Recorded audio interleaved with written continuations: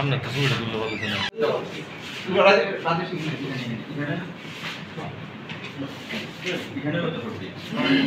সবাই পরিষেবা পাবে, কিন্তু এই টালবাহানা করে এটাকে দীর্ঘদিন ধরে পিছিয়ে নিয়ে যাচ্ছে, এতে বঞ্চিত হচ্ছে আমাদের সাধারণ জনগণ।